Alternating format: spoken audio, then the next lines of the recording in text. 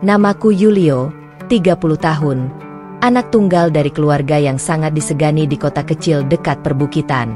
Orang-orang mengenal keluargaku bukan karena harta, tapi karena keteguhan ayahku dalam memegang keyakinannya.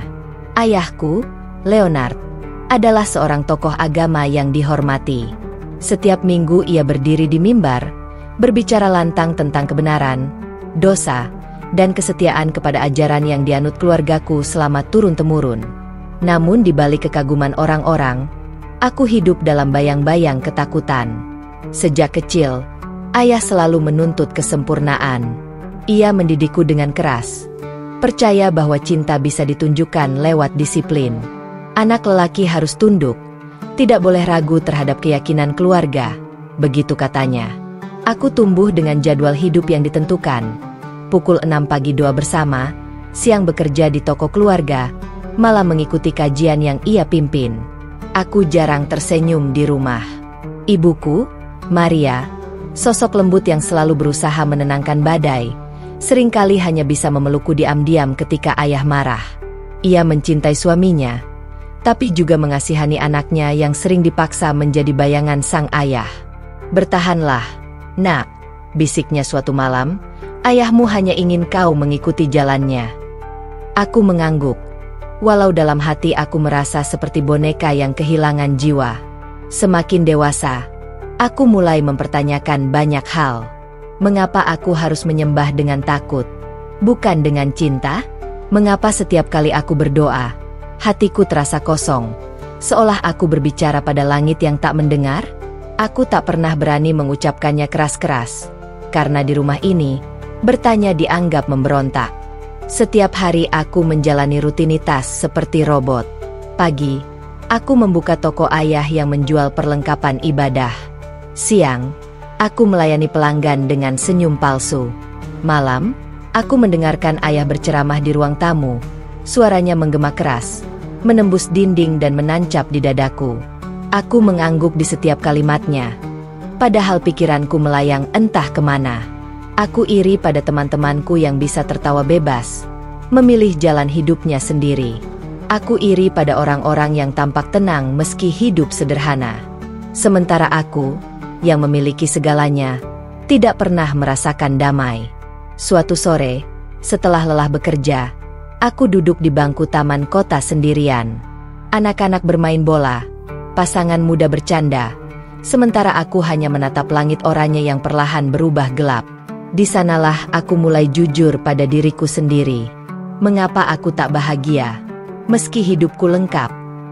Pertanyaan itu terulang setiap malam, membuatku sulit tidur. Malam itu, aku menatap cermin dan melihat wajahku sendiri.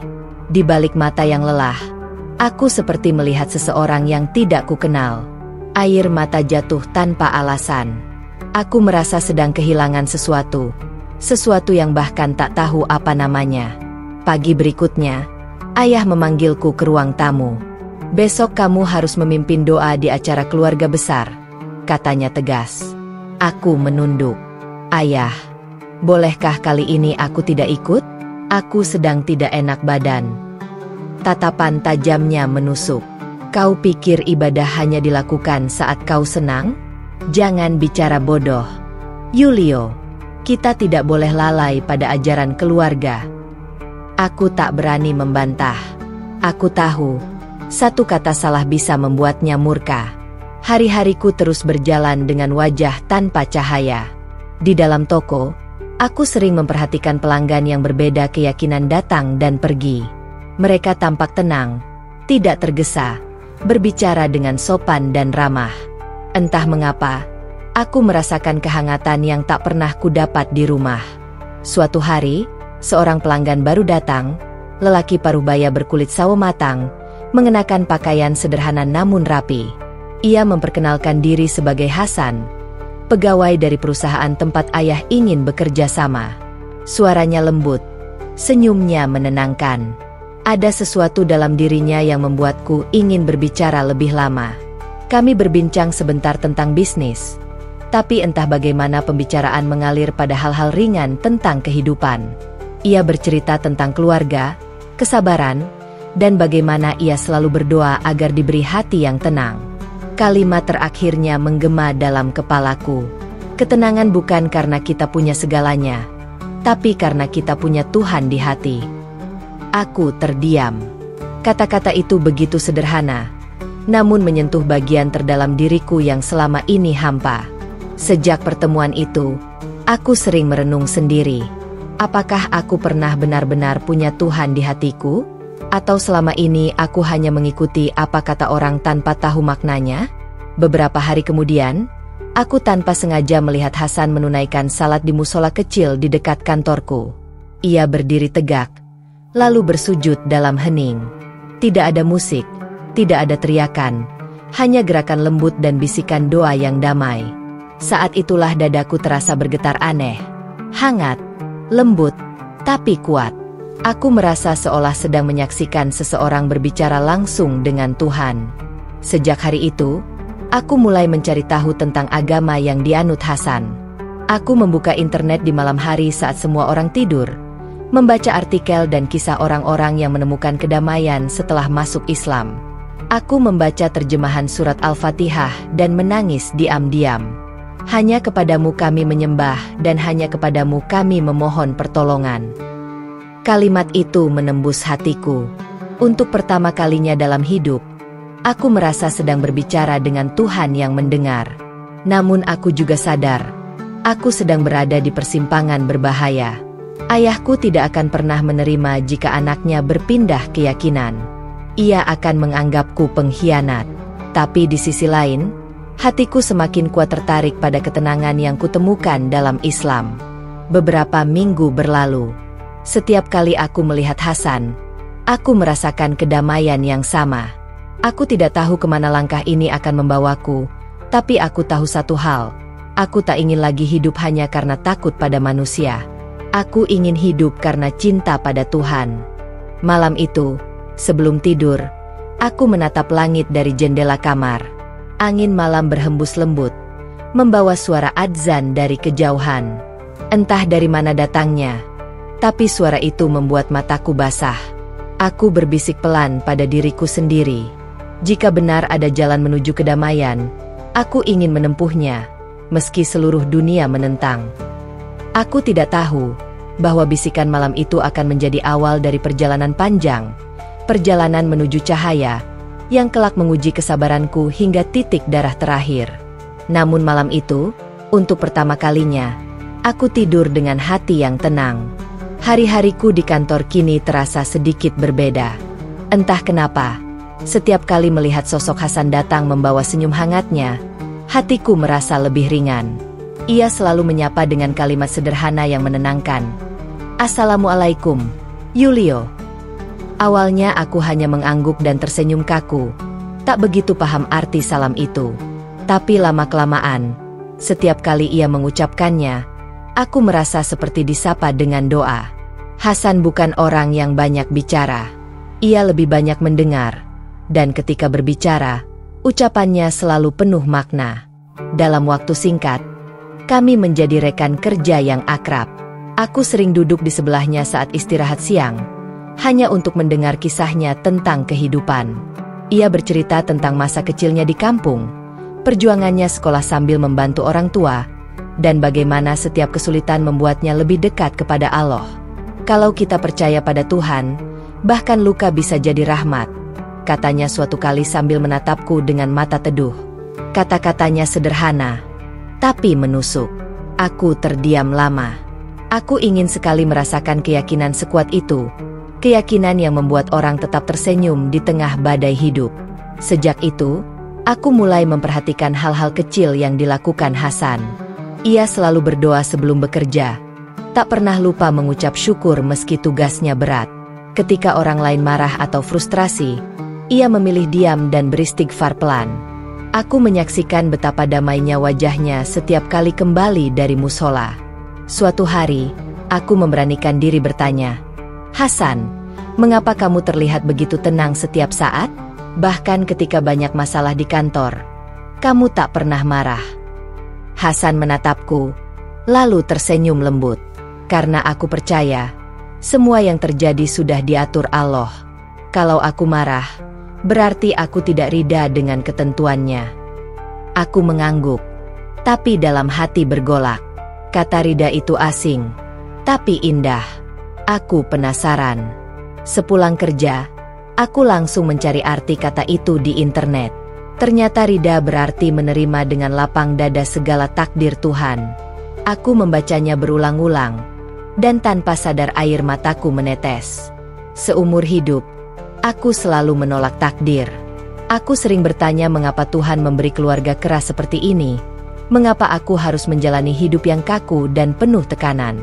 Tapi malam itu, aku mulai berpikir, mungkin aku terlalu sibuk melawan, bukan menerima. Keesokan harinya, Hasan mengajakku makan siang di warung sederhana dekat kantor. Ia memesan nasi sayur dan segelas air putih. Sebelum makan, ia menundukkan kepala dan berdoa singkat, lalu tersenyum ke arahku.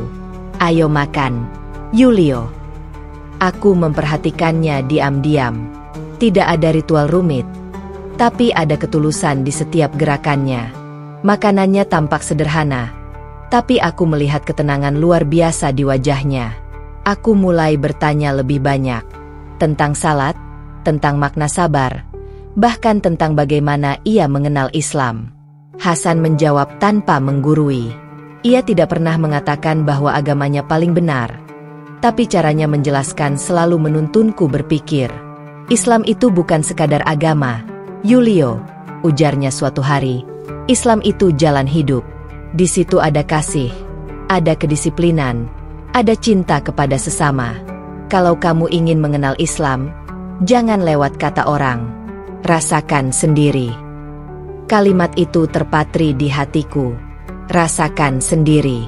Kata-kata itu menjadi langkah pertama dari perjalanan panjangku. Malamnya, aku memberanikan diri mengunjungi masjid kecil di dekat rumah setelah semua orang tertidur. Dari balik pagar, aku melihat sekelompok orang sedang salat berjamaah. Tidak ada musik, tidak ada kebisingan, hanya suara imam membaca ayat suci dengan lembut.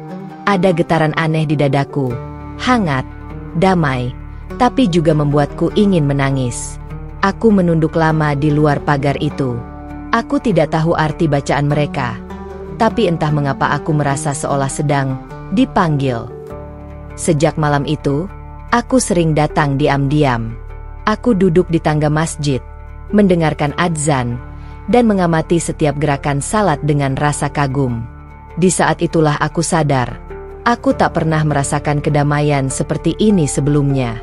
Beberapa minggu kemudian, aku memberanikan diri mendatangi Hasan di kantornya setelah jam kerja.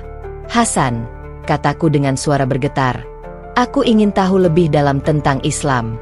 Bolehkah kamu mengajariku?" Hasan menatapku dengan mata yang seolah penuh cahaya. "Kamu yakin, Yulio?" Aku mengangguk pelan. Aku tak tahu apa yang terjadi padaku, tapi setiap kali mendengar adzan, aku menangis.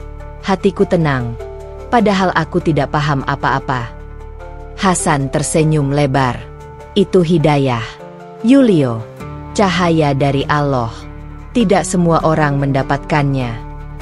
Ia lalu mengajarkanku perlahan tentang makna tauhid, tentang kasih sayang Allah, tentang bagaimana Islam tidak memaksa, tapi memeluk dengan cinta. Beberapa hari kemudian, aku memutuskan untuk melangkah lebih jauh. Di sebuah sore yang tenang, di masjid kecil itu, aku mengucapkan 2 kalimat syahadat dengan suara bergetar. "Asyhadu an la ilaha illallah, wa asyhadu anna Muhammadan Rasulullah." Begitu aku selesai mengucapkannya, air mata menetes tanpa bisa kutahan. Hasan menepuk bahuku sambil berkata, "Selamat datang, saudaraku. Sekarang kamu lahir kembali." Aku tidak bisa menggambarkan perasaan itu. Rasanya seperti beban besar di dadaku tiba-tiba hilang. Seakan seluruh luka batin selama bertahun-tahun disembuhkan oleh kalimat itu. Aku tersenyum dalam tangis, dan dalam hati berbisik, inilah kedamaian yang kucari. Malam itu, aku pulang dengan langkah ringan. Bulan menggantung di langit. Angin malam terasa lembut di kulit. Aku berjalan tanpa takut. Meski di dalam hati terselip kekhawatiran. Bagaimana jika ayah tahu? Tapi ketenangan itu terlalu indah untuk kusembunyikan dalam rasa takut. Di kamar, aku menatap kedua tanganku. Tangan yang dulu selalu gemetar setiap kali menentang perintah ayah, kini terasa kuat. Aku menengadahkan keduanya dan berdoa dengan kalimat sederhana yang baru kupelajari dari Hasan. Ya Allah, Engkau telah menunjukkan jalanmu. Kuatkan aku untuk tetap di atasnya. Malam itu aku kembali tidur dengan air mata, tapi bukan air mata kesedihan, melainkan air mata syukur. Untuk pertama kalinya dalam hidup, aku tidak merasa kosong. Aku tidak tahu apa yang menantiku esok hari, tapi aku tahu satu hal. Aku telah menemukan cahaya yang selama ini ku cari. Dan cahaya itu kini tinggal di hatiku, tak lagi sekadar di langit. Sejak hari aku bersyahadat, hidupku berubah pelan-pelan. Tidak ada cahaya besar yang tiba-tiba datang menyinari. Tidak ada keajaiban luar biasa yang langsung menghapus semua luka. Namun, ada kedamaian halus yang mulai tumbuh di dalam dada, seperti aliran air yang menenangkan bebatuan hati yang selama ini kering. Setiap pagi, aku bangun lebih awal. Bukan karena ayah yang menyuruh, tapi karena aku ingin. Aku menatap fajar dari jendela kamar, lalu menirukan gerakan salat yang diajarkan Hasan. Gerakanku belum sempurna, bacaanku masih terbata, tapi aku yakin Allah tahu isi hatiku. Setiap sujud terasa seperti pelukan, hangat dan menenangkan. Hasan kini bukan hanya teman kerja, tapi juga guruku. Ia mengajarkanku membaca Al-Fatihah, mengulanginya berkali-kali dengan sabar. Kadang aku tertawa karena lidahku kaku. Kadang aku terharu saat berhasil melafalkan satu ayat dengan benar. Bismillahirrahmanirrahim. Aku mengulang kalimat itu setiap hari. Dan setiap kali mengucapkannya, ada getaran yang tak bisa dijelaskan. Aku seperti dipeluk oleh sesuatu yang tak terlihat. Hasan sering berkata, "Jangan terburu-buru, Yulio. Iman itu tumbuh seperti pohon. Disiram setiap hari dengan sabar. Nanti berbuah sendiri." Aku mengangguk. Dan memang benar. Setiap hari aku merasa semakin tenang, semakin damai. Namun ketenangan itu harus kujaga sembunyi-sembunyi. Di rumah, aku masih hidup dalam aturan ayah. Aku belum berani bercerita apapun tentang keislamanku. Aku tahu, amarahnya bisa meledak kapan saja. Karena itu, aku menjalankan ibadah diam-diam, di kamar atau di gudang belakang. Suatu malam, saat semua orang tertidur, aku mengambil air di kamar mandi untuk berwudhu. Air dingin menyentuh kulitku, tapi terasa menenangkan. Aku menunduk di lantai kamar, menatap sajadah kecil yang kubeli diam-diam dari toko milik teman Hasan. Aku mengangkat tangan, membaca doa perlahan, lalu bersujud. Di saat itulah aku benar-benar merasakan kehadiran Tuhan. Tak ada suara, tak ada cahaya, tapi dadaku penuh rasa syukur yang tak bisa diungkapkan kata. Aku menangis dalam sujud, bukan karena sedih, tapi karena bahagia. Untuk pertama kalinya dalam hidup, aku merasa cukup. Keesokan paginya, Hasan datang ke kantor dan melihat wajahku berseri. "Kau terlihat berbeda, Yulio. Ada apa?" tanyanya. Aku tersenyum. Entah kenapa, aku merasa damai sekali sejak semalam. Hasan tertawa pelan. "Itu artinya hatimu mulai hidup. Dulu, hatimu hanya bergerak karena takut pada manusia. Sekarang, ia bergerak karena cinta pada Allah." Kata-kata itu menancap dalam. Aku mulai memahami bahwa iman bukan sekadar keyakinan, tapi perjalanan panjang menuju cinta sejati. Beberapa minggu kemudian, aku mulai belajar lebih dalam. Hasan mengenalkanku pada seorang ustaz di pesantren dekat kota. Namanya Ustaz Rahman. Seorang lelaki tua dengan mata teduh dan senyum yang selalu menenangkan. Ketika pertama kali menemuinya, aku merasa seperti pulang. Ia menatapku lama, lalu berkata, "Kau tahu, Nak, setiap orang yang masuk Islam, hatinya seperti bayi baru lahir. Bersih. Tapi bayi juga butuh waktu untuk berjalan. Jangan takut terjatuh, karena Allah selalu mengangkat orang yang sungguh-sungguh mencarinya." Aku menunduk haru. Kalimat itu meneguhkan langkahku. Aku belajar perlahan, membaca doa-doa pendek, memahami arti kesabaran, dan mulai mencintai salat 5 waktu. Awalnya terasa berat, tapi lama-lama menjadi kebutuhan. Jika sehari aku tak salat, dadaku terasa kosong, seperti ada bagian diriku yang hilang. Suatu sore, setelah belajar mengaji, aku duduk di serambi masjid memandangi langit senja. Seorang anak kecil mendekat, duduk di sampingku, lalu bertanya polos, "Om, kenapa salatnya pelan banget?" Aku tersenyum malu, karena Om baru belajar. Anak itu tertawa, "Nggak apa-apa Om, Allah kan sabar nunggu." Aku tertegun. Kalimat sederhana dari mulut kecil itu membuat mataku panas. Benar, Allah sabar menungguku selama ini. Aku yang terlambat menyadari panggilannya.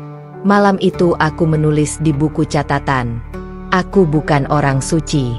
Aku hanya orang yang akhirnya berani mencari Tuhan yang benar-benar mendengar. Hari-hariku berjalan dengan cahaya kecil di dada. Tapi setiap kebahagiaan baru pasti datang dengan ujian. Aku mulai menyadari perubahan sikap ayah. Ia sering memandangi gerak-gerikku dengan tatapan curiga. Ia bertanya mengapa aku tak lagi makan daging babi saat makan malam, mengapa aku sering menolak minuman yang dulu kusuka, dan mengapa aku lebih sering keluar rumah malam-malam. Aku hanya menjawab pendek, "Aku ingin hidup lebih tenang, Yah." Tapi tatapannya tajam, seolah berkata, "Aku tahu ada yang kau sembunyikan."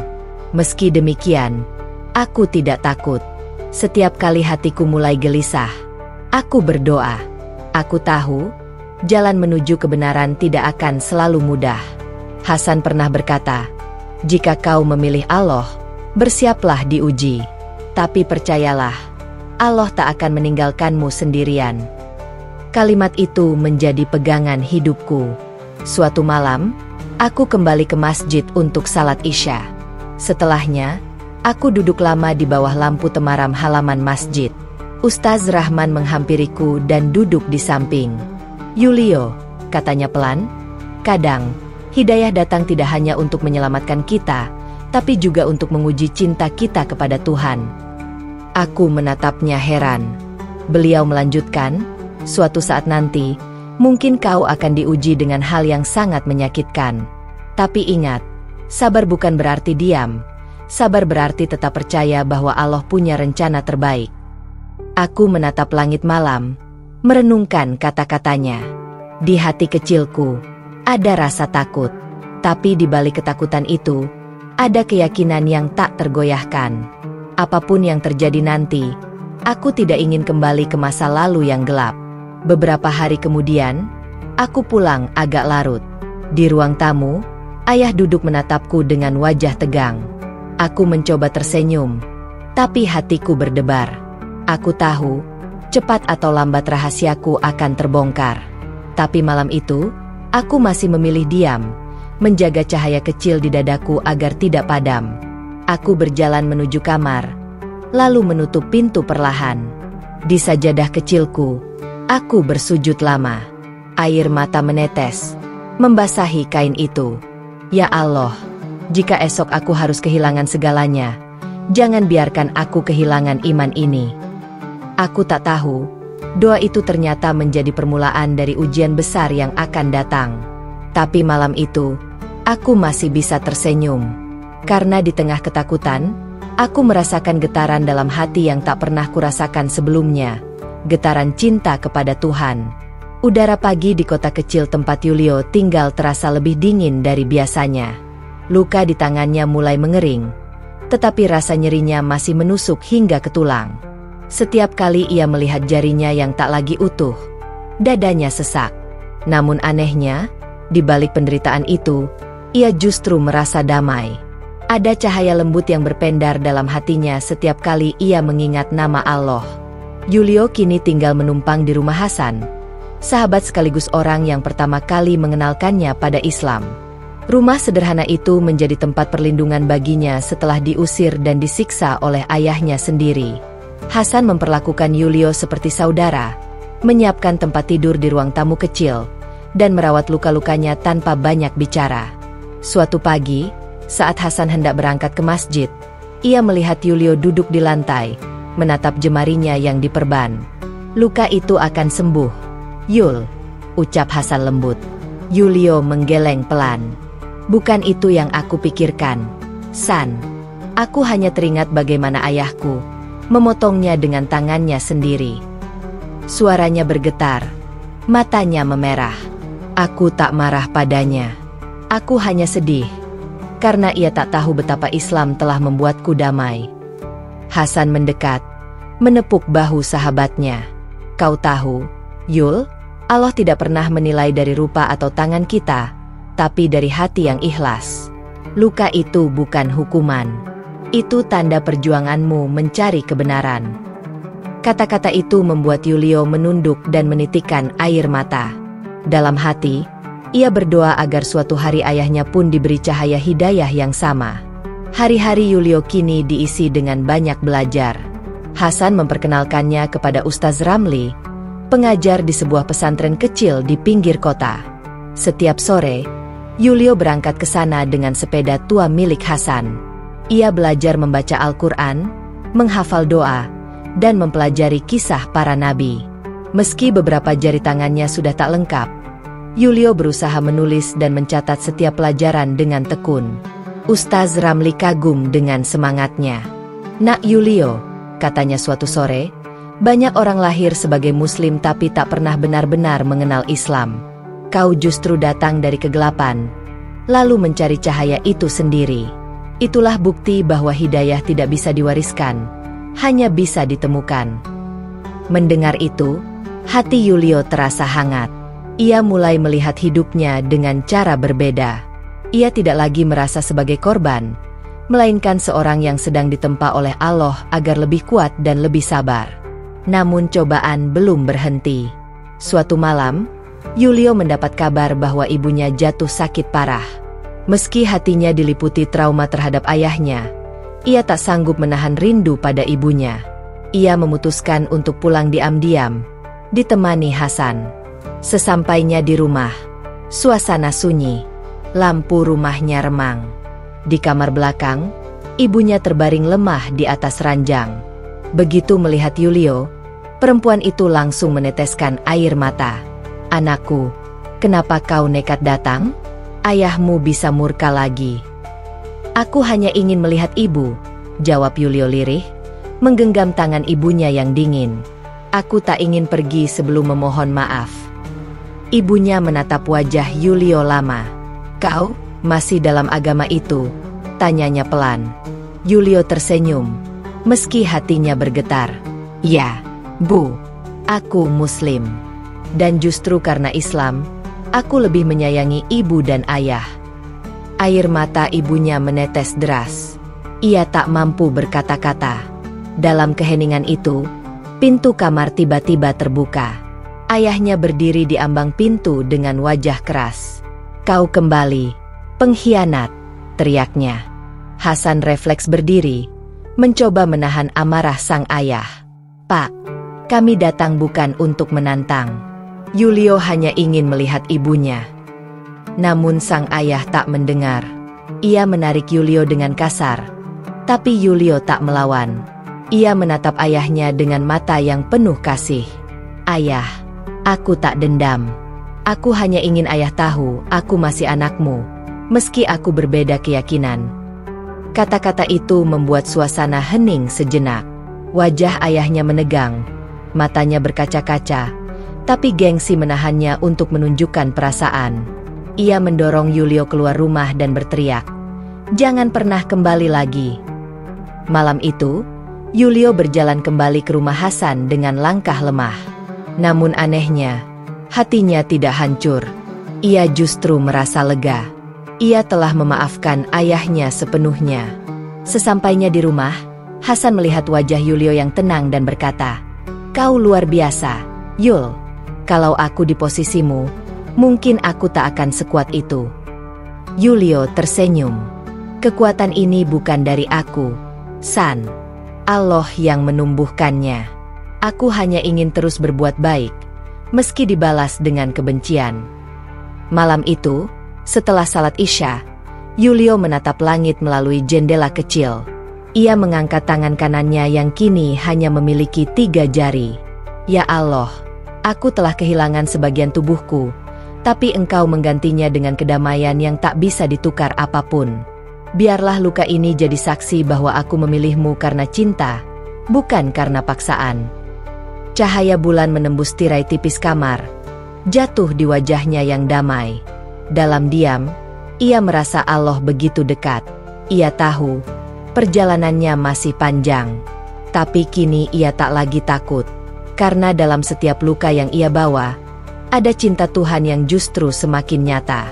Dan malam itu, Yulio pun tertidur dengan senyum di wajahnya, senyum seorang mualaf yang telah menemukan arti sejati dari kesabaran, pengampunan, dan iman. Sudah 6 bulan berlalu sejak Yulio keluar dari rumah orang tuanya. Luka di tangannya kini telah mengering, meninggalkan bekas luka permanen yang dalam. Namun di balik bekas itu, tumbuh sesuatu yang jauh lebih berharga: kekuatan, keteguhan, dan keikhlasan. Setiap hari, Yulio menjalani rutinitas barunya di pesantren kecil tempat ia kini tinggal. Ia membantu membersihkan halaman, menimba air, dan menjadi asisten Ustaz Ramli mengajar anak-anak mengaji. Para santri memanggilnya dengan sebutan Kak Yulio, dan mereka sangat menyayanginya.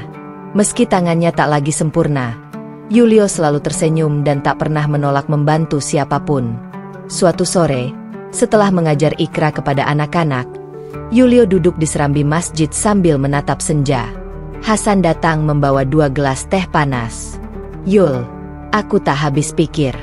Dengan kondisi tanganmu yang seperti itu, kau masih semangat menulis, mengajar, dan bekerja. Apa yang membuatmu bisa setegar ini?" Yulio tersenyum, menatap telapak tangannya yang kini tinggal 3 jari. "Dulu aku berpikir tangan ini simbol kekuatan, tapi ternyata aku salah, San. Kekuatan bukan di jari, tapi di hati. Aku kehilangan sebagian jariku, tapi aku menemukan arah hidupku." Hasan terdiam, matanya berkaca-kaca. "Kau benar-benar berubah, Yul. Kau lebih sabar dari siapapun yang kukenal." Yulio hanya tersenyum. Dalam hatinya, ia tahu perubahan itu bukan karena dirinya sendiri, tapi karena bimbingan Allah. Islam telah menuntunnya dari kegelapan menuju cahaya yang tak bisa dijelaskan dengan kata-kata. Beberapa minggu kemudian, pesantren kedatangan tamu dari sebuah lembaga sosial. Mereka sedang mencari relawan untuk membantu mengajar anak-anak miskin di desa pegunungan. Yulio tanpa ragu mendaftarkan diri. Meski Ustaz Ramli sempat menahannya karena khawatir kondisi fisiknya, Yulio meyakinkan bahwa dirinya sanggup. "Ustaz," katanya dengan mata berbinar, "selama aku masih bisa bergerak dan berbicara, berarti aku masih bisa memberi manfaat." Akhirnya, dengan restu pesantren, Yulio berangkat bersama beberapa relawan lain menuju desa terpencil di lereng gunung. Perjalanan ditempuh dengan truk tua, melewati jalan berlumpur dan hutan kecil. Di sepanjang perjalanan, Yulio hanya tersenyum melihat keindahan alam. Ia merasa setiap langkahnya adalah ibadah, setiap napasnya adalah rasa syukur. Sesampainya di desa, pemandangan yang ia lihat membuat hatinya tersentuh. Rumah-rumah dari bambu berdiri rapuh, anak-anak berlarian tanpa alas kaki, dan sebagian dari mereka belum pernah belajar membaca. Namun di wajah-wajah itu, Yulio melihat ketulusan dan kebahagiaan sederhana yang selama ini jarang ia rasakan di kota. Hari pertama, Yulio mulai mengajar huruf hijaiyah di musyalah kecil yang hampir roboh. Anak-anak duduk di lantai tanah, memperhatikan dengan antusias. Salah satu anak kecil bernama Dava menatap tangan Yulio lama, lalu bertanya polos, "Kak, kenapa jari kakak enggak lengkap?" Yulio tersenyum lembut. karena Allah ingin mengajariku arti sabar. Nak. Anak-anak terdiam. Lalu mereka malah semakin menghormati Yulio. Sejak hari itu, mereka memanggilnya dengan sebutan Guru Tiga Jari. Setiap kali Yulio datang, mereka berlari menyambutnya dengan senyum dan semangat belajar yang luar biasa. Malam hari, ketika semua relawan telah tidur, Yulio sering menyendiri di musyalah. Ia berdoa lama, menangis dalam sujudnya. Ya Allah, aku bukan siapa-siapa. Tapi kalau Engkau masih izinkan aku bermanfaat bagi orang lain, itu sudah cukup bagiku. Hati Yulio benar-benar tenang. Tak ada lagi bayangan masa lalu yang menghantuinya. Ia telah memaafkan ayahnya sepenuhnya, bahkan mendoakan agar suatu hari sang ayah juga merasakan cahaya iman yang sama. Suatu hari, saat Yulio sedang mengajar, datang seorang pria tua menunggang motor butut. Tubuhnya kurus, wajahnya penuh keriput. Saat pria itu turun dan melepas helm, Yulio tertegun. Itu ayahnya. Waktu seakan berhenti. Anak-anak yang sedang belajar ikut menatap. Hasan, yang kebetulan berkunjung ke desa itu, mendekat dengan hati-hati. Ayah Yulio berjalan pelan menghampiri putranya. Wajahnya lelah, matanya sembab. Yulio, suaranya parau. Ayah datang bukan untuk marah. Ayah datang untuk meminta maaf. Yulio terdiam. Air matanya langsung mengalir. Ia mendekati ayahnya dan memeluknya erat. Tanpa berkata apa-apa, tangis keduanya pecah. Anak-anak yang melihat pemandangan itu ikut terharu. Dalam pelukan itu, sang ayah berbisik. Ayah melihat berita tentangmu di media sosial, tentang pemuda yang kehilangan jarinya karena bertahan pada imannya. Ayah malu. Nak, ayah pikir kau telah tersesat, padahal kau justru menemukan jalan yang benar. Yulio hanya bisa menangis, merasakan beban bertahun-tahun terangkat dari dadanya. Ayah, aku tak pernah dendam. Aku selalu mendoakan ayah dalam setiap sujudku. Sang ayah terisak, menggenggam tangan Yulio yang tidak utuh. Maafkan ayah. Kalau boleh, ajari ayah mengenal Tuhanmu. Hari itu menjadi titik balik dalam hidup Yulio. Ia tidak hanya menemukan kedamaian untuk dirinya sendiri, tapi juga membawa cahaya hidayah kepada orang yang dulu melukainya. Di musyalah kecil di pegunungan itu, ayahnya mengucapkan 2 kalimat syahadat dengan suara bergetar, disaksikan oleh anak-anak dan para relawan. Yulio menangis dalam sujud syukurnya. Ia tahu kini, segala penderitaannya dulu bukan sia-sia. Potongan jarinya mungkin hilang, tapi digantikan dengan sesuatu yang jauh lebih besar. Cinta, ampunan, dan hidayah bagi keluarganya. Sejak hari itu, Yulio dikenal bukan hanya sebagai guru 3 jari, tapi juga pemuda yang mengajarkan cinta lewat luka. Dan setiap kali ia mengajar, ia selalu berkata kepada murid-muridnya, kadang Allah mengambil sesuatu dari kita, bukan karena membenci, tapi karena ingin menggantinya dengan sesuatu yang lebih indah. Jangan pernah berhenti bersyukur, karena setiap luka bisa berubah menjadi berkah. Dan begitulah, dari tangan yang tidak utuh, Yulio justru membangun kehidupan yang penuh makna, menjadi cahaya bagi banyak orang yang hampir kehilangan harapan. Sejak hari di mana ayahnya bersyahadat di musyalah kecil pegunungan itu, hidup Yulio benar-benar berubah. Ia kini bukan hanya seorang mualaf yang sedang meneguhkan iman, tetapi juga seorang pendakwah yang lahir dari luka dan kasih. Kisahnya yang penuh air mata telah menyentuh hati banyak orang. Bahkan tanpa ia sadari, video sederhana tentang pengajarannya di desa telah menyebar luas di media sosial. Suatu sore, ketika Yulio baru selesai mengajar anak-anak mengaji, seorang tamu datang ke desa. Seorang wartawan muda dari stasiun televisi nasional, bernama Dini. Ia datang dengan senyum hangat dan sopan memperkenalkan diri. Saya Dini. Mas, kami tertarik dengan kisah Mas Yulio. Kami ingin mewawancarai Mas untuk tayangan inspiratif di acara kami. Yulio sempat terkejut. Saya? Tapi saya bukan siapa-siapa. Mbak, saya hanya guru kecil di desa. Dini tersenyum lembut. Justru itu, Mas. Dunia perlu tahu bahwa kebaikan bisa lahir dari tempat sekecil ini. Dengan hati bergetar, Yulio akhirnya setuju. Wawancara dilakukan di musyalah, tempat ia dulu mengajar anak-anak pertama kalinya.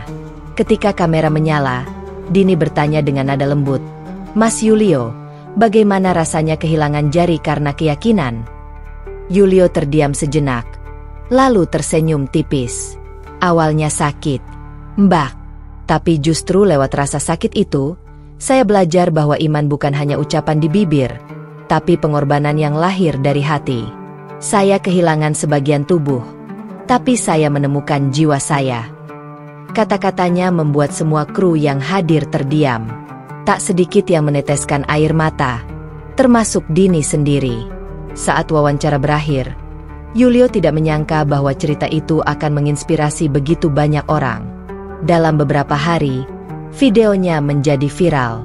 Ribuan orang mengirim pesan, mendoakan, bahkan banyak yang menyatakan ingin belajar Islam setelah menonton kisahnya. Namun di tengah perhatian itu, Yulio tetap rendah hati. Ia menolak tawaran menjadi penceramah di kota besar, memilih tetap tinggal di desa. "Aku ingin dekat dengan orang kecil, karena disinilah dulu aku belajar makna besar dari hidup," katanya pada Hasan, yang sesekali datang menemuinya. Meski demikian, Yulio tak menutup diri dari peluang dakwah.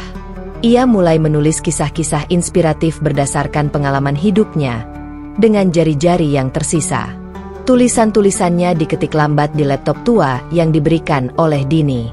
Ia menulis bukan untuk ketenaran, tapi untuk menyembuhkan dirinya sendiri, dan semoga menyentuh hati orang lain.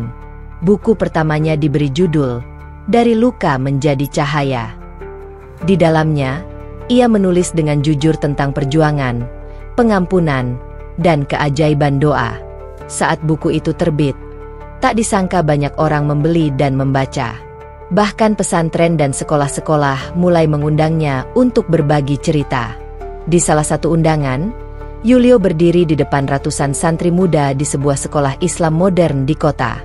Awalnya ia gugup, tapi ketika melihat mata-mata yang menatapnya penuh rasa ingin tahu, keberanian itu muncul. "Dulu," katanya perlahan, "aku berpikir iman itu hanya untuk orang suci. Tapi ternyata, iman justru datang pada orang yang hancur dan butuh pertolongan. Aku dulu hilang, tapi Allah tak pernah berhenti memanggil. Kadang lewat kehilangan, justru kita ditemukan kembali oleh Tuhan." Ruangan hening. Beberapa siswa meneteskan air mata. Ada yang menunduk dalam haru, ada pula yang mengangkat tangan untuk bertanya, "Kak, bagaimana Kak Yulio bisa memaafkan orang yang begitu menyakiti?" Yulio tersenyum, menatap anak muda itu lembut. "Karena aku sadar, kalau aku tak memaafkan, aku akan terus menjadi tawanan masa lalu. Maaf bukan berarti kita lupa, tapi kita memilih damai. Dan damai itu hanya datang kalau kita dekat dengan Allah." Setelah acara itu, banyak orang menghampiri Yulio, menyalaminya, dan meminta doa. Tapi di antara kerumunan itu, ada satu wajah yang membuat Yulio terdiam, ibunya. Ia datang diam-diam, menatap Yulio dengan mata berkaca-kaca. Sejak hari ayahnya bersyahadat, ibunya masih dalam proses mengenal Islam, dan kini ia datang untuk melihat anaknya berdakwah. "Anakku," katanya lirih sambil memeluk Yulio. "Ibu belum sepenuhnya paham tentang Islam, tapi ibu melihat cahaya di wajahmu. Dulu ibu takut kehilanganmu, tapi ternyata ibu menemukan anak yang lebih bijak dan penuh kasih." Yulio menahan air matanya. "Bu, semua ini karena Allah. Kalau bukan karena luka dulu, mungkin aku tak akan pernah belajar menjadi kuat." Beberapa bulan berlalu, kehidupan Yulio semakin berkembang. Ia mendirikan sebuah rumah kecil di pinggir desa, bukan untuk dirinya sendiri, tapi untuk menampung para mualaf yang terusir dari keluarganya. Rumah itu dinamai Rumah Hidayah, tempat di mana setiap orang yang kehilangan arah bisa menemukan pelukan, doa, dan pengharapan baru. Setiap malam, Yulio duduk bersama para penghuni rumah itu. Mereka makan sederhana, berbagi kisah, dan salat berjamaah di ruang kecil yang menjadi musyalah. Ada yang menangis karena ditolak keluarga, Ada yang kehilangan pekerjaan karena berpindah keyakinan, tapi di bawah bimbingan Yulio, mereka belajar bahwa sabar bukan berarti diam, melainkan terus melangkah dengan yakin meski dunia memunggungi. Suatu malam, saat semua penghuni rumah telah tidur, Yulio duduk di beranda, menatap langit penuh bintang. Hasan datang berkunjung dan duduk di sampingnya. "Yul," katanya lirih, "lihat sejauh apa Allah membawamu. Dari pemuda yang disiksa karena iman, kini kau justru menuntun banyak orang menuju cahaya." Yulio tersenyum tenang. "Semua karena rahmat-Nya, San. Aku dulu hanya ingin tenang, tapi Allah memberiku lebih kesempatan untuk menenangkan orang lain." Hasan menatap tangan sahabatnya yang tinggal 3 jari. Siapa sangka, tangan yang dulu penuh luka kini menjadi tangan yang membawa keberkahan. Yulio menatap tangannya, lalu berucap pelan, "Ya, San. Allah mengajarkan bahwa sesuatu yang hilang bukan akhir, tapi awal. Karena setiap luka bisa berubah menjadi jalan untuk menuntun hati yang tersesat." Malam itu, angin berhembus lembut. Suara adzan Isya dari masjid kecil di ujung desa terdengar merdu. Yulio berdiri, mengambil wudhu dengan perlahan. Luka di tangannya sudah tak terasa lagi. Yang tertinggal hanyalah rasa syukur. Ia tahu, perjalanan hidupnya masih panjang. Tapi kini, setiap langkahnya bukan lagi sekadar perjuangan, melainkan dakwah. Dakwah yang lahir dari hati yang pernah disakiti, namun memilih untuk tetap mencintai. Langit pagi di desa tempat, rumah Hidayah, berdiri tampak cerah. Udara sejuk membawa aroma embun yang menenangkan. Di halaman rumah sederhana itu, Yulio sedang menyapu sambil tersenyum melihat beberapa mualaf muda berlatih membaca Al-Quran. Kini rumah itu sudah menampung belasan orang yang datang dari berbagai kota. Ada yang diusir keluarganya, ada yang kehilangan pekerjaan, ada pula yang datang hanya untuk mencari ketenangan batin. Bagi mereka, Yulio bukan sekadar guru, tapi juga pelindung dan sahabat. Tangannya yang tak sempurna justru menjadi simbol bahwa luka bukan akhir, melainkan awal dari perubahan. Pagi itu, datang seorang pemuda bernama Adrian. Tubuhnya kurus, wajahnya pucat, dan matanya sembab seolah baru menangis lama. Ia disambut oleh Hasan yang kebetulan sedang membantu membagikan makanan. "Mas, saya diusir dari rumah. Ayah saya marah karena tahu saya masuk Islam," katanya lirih. Hasan menatapnya penuh empati. "Kau datang ke tempat yang tepat. Di sini, kami semua pernah merasakan hal yang sama. Mari, masuklah. Nanti bertemu dengan Kak Yulio." Ketika bertemu Yulio, Adrian langsung menunduk. Ia hampir tak berani menatap wajah sang guru. "Saya tahu kisah Mas Yulio. Saya membaca buku dan menonton videonya. Tapi saya tak sekuat Mas. Saya ingin kembali ke rumah. Tapi saya takut." Yulio menatap pemuda itu dengan lembut. "Tak perlu kuat, Nak. Kadang iman dimulai dari rasa takut. Tapi percayalah, kalau kau terus berpegang pada Allah, ketakutan itu akan berubah menjadi kekuatan." Adrian menitikkan air mata. Kata-kata itu menenangkan hatinya seperti embun yang jatuh ke tanah gersang. Ia kemudian tinggal di rumah Hidayah, belajar bersama yang lain. Setiap malam, Yulio selalu mengajak mereka berdiskusi tentang makna sabar, keikhlasan, dan cinta dalam Islam. Yulio kini benar-benar menjadi sosok panutan. Meski kehidupannya sederhana, auranya menenangkan siapapun yang mendekat. Setiap nasihatnya seolah lahir dari pengalaman hidup, bukan sekadar teori. Suatu hari, Yulio mendapat kabar bahwa ayahnya jatuh sakit parah dan dirawat di rumah sakit kota. Tanpa berpikir panjang, ia memutuskan untuk pergi menjenguk bersama ibunya. Perjalanan menuju rumah sakit dipenuhi diam. Dalam hati, Yulio hanya bisa berdoa, "Ya Allah, Engkau telah mempersatukan kami kembali dulu lewat hidayah-Mu. Jika kini waktunya ayah pergi, izinkan aku menemani dan mengantarnya dengan cinta, bukan dendam." Sesampainya di rumah sakit, Yulio berjalan perlahan ke ruang ICU. Tubuh ayahnya terbaring lemah, wajahnya pucat. Di samping ranjang, Ibunya menggenggam tangan suaminya sambil berzikir pelan. Ketika Yulio mendekat, ayahnya membuka mata perlahan. "Yulio," suaranya nyaris tak terdengar. "Ayah, senang kau datang." Yulio menggenggam tangan ayahnya, tangan yang dulu pernah melukainya. Tapi kini tak ada lagi amarah di sana. "Ayah, jangan bicara banyak dulu. Istirahatlah. Yulio di sini." Air mata mengalir di sudut mata sang ayah. "Ayah, menyesal dulu telah menyakitimu. Tapi Allah Maha Pengampun. Ayah ingin pergi dalam iman yang benar. Tolong, bimbing ayah mengucapkan kalimat syahadat sekali lagi." Yulio terisak. Ia menuntun ayahnya perlahan mengucap 2 kalimat syahadat. Setelah selesai, senyum kecil muncul di bibir sang ayah.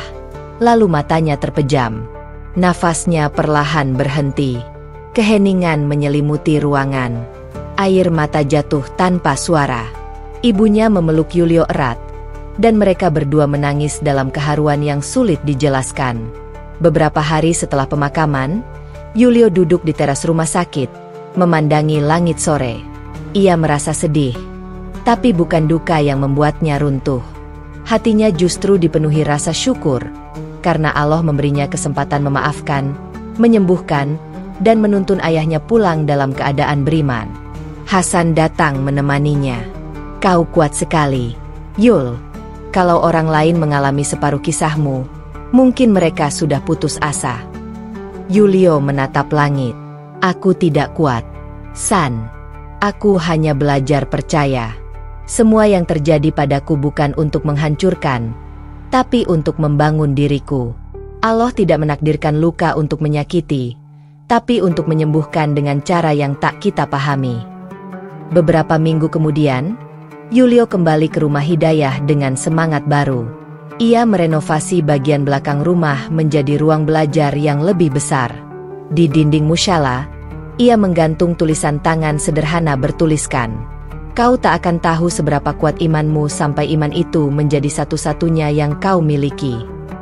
Rumah Hidayah semakin dikenal. Banyak orang datang untuk mencari bimbingan, bahkan dari luar negeri. Namun Yulio tetap rendah hati. Ia tak pernah mau disebut ustaz. Ia hanya ingin disebut saudara seiman. Suatu malam, ketika semua penghuni sudah tidur, Yulio duduk di ruang tamu menulis buku keduanya. Ia menulis kisah tentang pengampunan, tentang bagaimana tangan yang dulu penuh luka kini menjadi alat untuk menghapus air mata orang lain. Tiba-tiba Adrian keluar dari kamarnya. "Kak, belum tidur?" Yulio tersenyum. "Belum, Nak. Aku sedang menulis sedikit tentang perjalanan kita di rumah ini." Adrian duduk di sampingnya, menatap tulisan itu dengan kagum. "Aku ingin seperti Kak Yulio. Bisa menulis, bisa sabar, bisa memaafkan." Yulio menepuk bahunya. "Kau tak perlu jadi aku, Nak. Jadilah dirimu sendiri yang lebih baik. Setiap orang punya jalannya masing-masing. Aku pun dulu hanya seorang yang jatuh, tapi Allah menuntunku berdiri lagi." Malam itu mereka berbincang lama tentang iman, masa depan, dan arti kehidupan. Sebelum tidur, Adrian sempat berkata, "Kalau suatu hari Kak Yulio tak ada, rumah Hidayah ini harus terus berdiri." Yulio menatap pemuda itu sambil tersenyum hangat. "Insya Allah, Nak.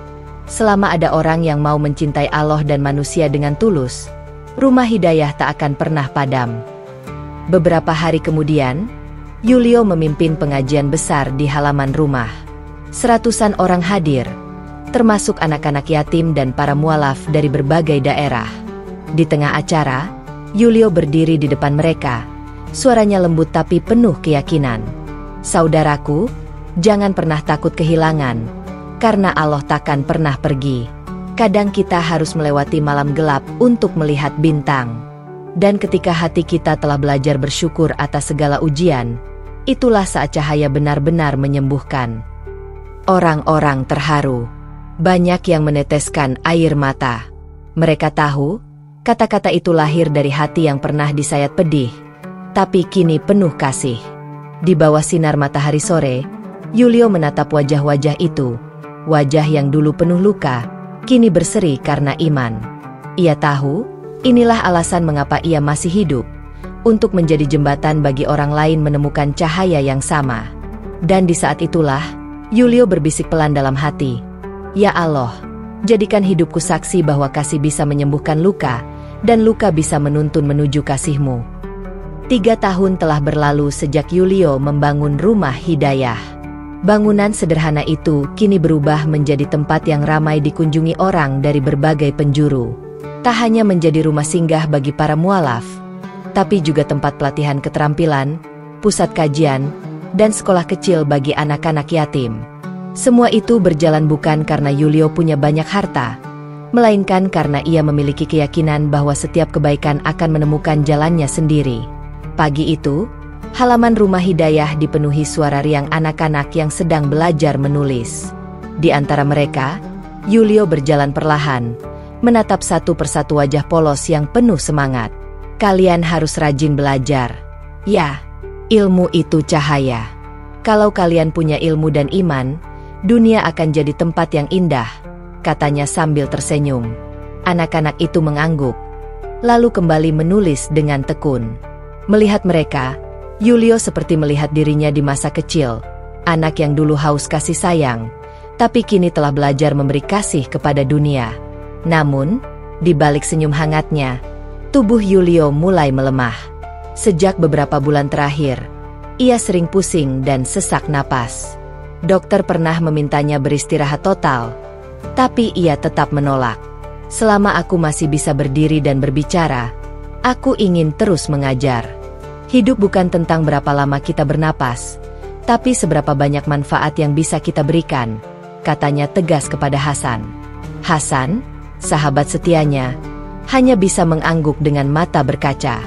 Ia tahu Yulio keras kepala dalam hal kebaikan. Kalau begitu, biarkan aku yang menggantikan sebagian tugasmu. Kau tak perlu memaksakan diri setiap hari, ujarnya dengan nada khawatir. Yulio tersenyum lembut. Kau tahu, San, dulu aku ingin mati karena luka. Sekarang, aku hanya ingin hidup sedikit lebih lama agar bisa menyembuhkan luka orang lain. Itu saja. Hari demi hari berlalu. Rumah Hidayah makin dikenal luas. Banyak lembaga datang menawarkan bantuan. Beberapa pejabat bahkan mengundang Yulio untuk berbicara di seminar nasional tentang kekuatan memaafkan dan hidayah. Namun, Yulio selalu menolak sorotan besar. Ia lebih memilih duduk di musyalah kecilnya, mendengarkan kisah orang-orang yang datang mencari arah hidup. Suatu sore, datang seorang wanita muda bernama Lestari. Ia menangis sesenggukan di hadapan Yulio. Saya benci ayah saya. Kak, dia meninggalkan kami waktu saya masih kecil. Sekarang dia datang, minta maaf. Tapi saya tak bisa menerimanya. Yulio menatapnya dalam diam, lalu perlahan berkata, dulu aku juga pernah membenci ayahku. Tapi setelah aku belajar memaafkan, aku sadar, memaafkan bukan berarti membenarkan kesalahan orang lain. Itu cara kita menyelamatkan diri sendiri agar tidak terus terikat pada luka. Lestari menatapnya dengan mata basah, tapi rasanya sulit sekali. Kak, Yulio tersenyum. Tidak ada yang mudah. Tapi kau akan tahu rasanya damai ketika akhirnya bisa melakukannya. Luka itu seperti duri, kalau tak dicabut, akan terus menyakiti setiap langkahmu. Beberapa minggu kemudian, Lestari datang kembali ke rumah Hidayah dengan wajah berseri. Saya sudah menemui ayah saya. Kak, saya memeluknya. Saya menangis, tapi bukan karena marah, tapi karena lega. Terima kasih. Yulio hanya menatapnya dengan senyum penuh kebahagiaan. Itulah makna hidayah.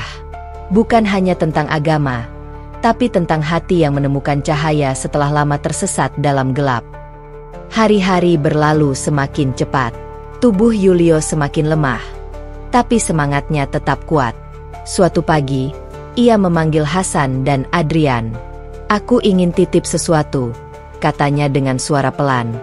Jangan bicara seperti itu dulu, Yul, kata Hasan menahan air mata.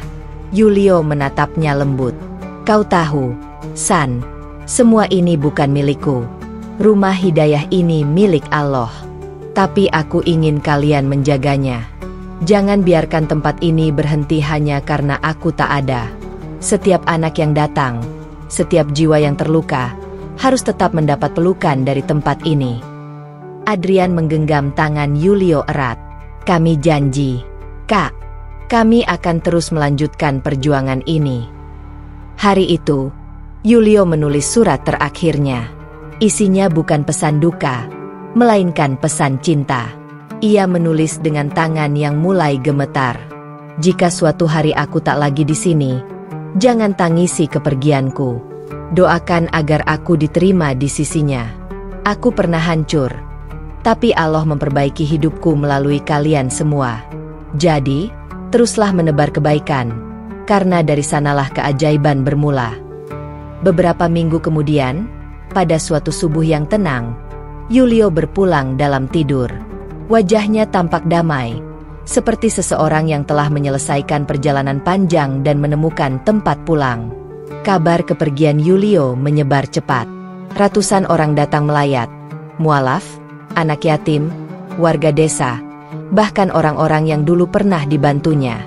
Mereka semua meneteskan air mata bukan hanya karena kehilangan seorang guru, tapi juga karena kehilangan seseorang yang telah menyalakan cahaya dalam hidup mereka.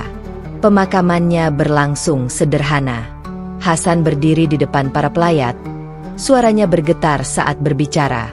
Yulio mengajarkan kita bahwa hidup bukan tentang seberapa banyak kita punya, tapi seberapa besar kita memberi. Ia pergi tanpa harta, tapi meninggalkan cinta yang tak akan pernah mati. Sejak hari itu, Hasan dan Adrian melanjutkan perjuangan Yulio. Rumah Hidayah tetap berdiri, bahkan semakin berkembang. Mereka menambahkan sebuah ruang baca yang diberi nama Perpustakaan Yulio. Di dindingnya, tergantung potret Yulio dengan senyum lembut dan tulisan, "Dari luka, lahirlah cahaya." Setiap kali seseorang datang dengan hati yang remuk, para penghuni rumah Hidayah selalu menceritakan kisah Yulio, seorang pria yang pernah disakiti, tapi memilih memaafkan, yang pernah kehilangan segalanya, tapi menemukan segalanya kembali dalam iman. Tahun demi tahun berlalu, dan nama Yulio tetap hidup dalam doa banyak orang.